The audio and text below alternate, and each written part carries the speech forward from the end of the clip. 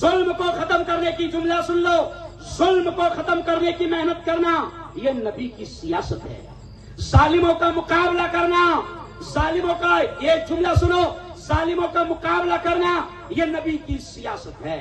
جہاں رہ رہے ہو اس وطن سے محبت کرنا یہ نبی کی سیاست ہے. جہاں رہ رہے ہو وہاں پر امن پھیلانا، شانتی پھیلانا، ایکتا پھیلانا اور اکھنڈتا پھیلانا، محبت کا، شانتی کا ماحول بنانا یہ نبی کی سیاست ہے. اگر آپ دیکھو گے تو آپ کو ملے گا کہ یہ سارے کام نبی پاک صلی اللہ علیہ وسلم نے سیاست کے ذریعے سے دنیا میں امن شانتی لانے کا کام کیا ہے. اب چند گندے جمع ہو گئے، کیوں ہے؟ چند گندے جمع ہو گئے تو آپ کو یہ لگتا کہ نہیں سیاست گندی ہے. نہیں مسلمانوں، میں وقت کم ہے اس لیے سن لو، جلدی جلدی کہہ رہا ہوں کہ اس میں ایک سوال ہے مظہر منیار صاحب کہ کیا حضرت محمد نے سیاست بھی کیا ہے؟ تو جواب اس میں کیا لکھا ہے سنو. ہاں، حضور کریم صلی اللہ علیہ وسلم نے سیاست، ارے بولو، کی ہے. ارے بھائی سیاست کرو گے تو پھر ملک کے بادشاہ بھی بنو گے نا. اس میں ایک سوال بڑا پیارا ہے کہ بتاؤ نبی میں کون کون سے نبی ایسے ہیں جو نبی بھی تھے اور بادشاہ بھی تھے؟ کون تھے؟ ارے بولو. نبی بھی تھے اور بادشاہ بھی تھے. تو جواب کیا لکھا ہے؟ حضرت داؤد، حضرت سلیمان نبی بھی تھے اور کیا تھے؟ بولو زور سے، زور سے بولو، کیا تھے؟ ارے تم کو یہ سکھایا جا رہا ہے کہ تم غلام بن کر پیدا نہیں ہوئے ہو، تم بادشاہ بن کر آئے ہو. اور ہمیں یقین ہے انشاءاللہ مولانا کہ ایمان والا جب بادشاہ بنے گا، ایمان والا بھی یہ جملہ سن لینا، پونا والوں کبھی نہیں سنا ہوگا.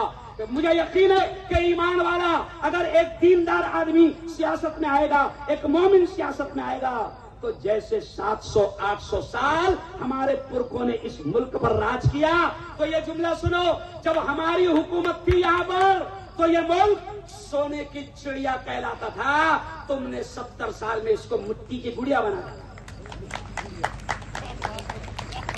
سنو یہ جملہ اور سن لو، کسی کو نہیں سمجھ میں آنا تو.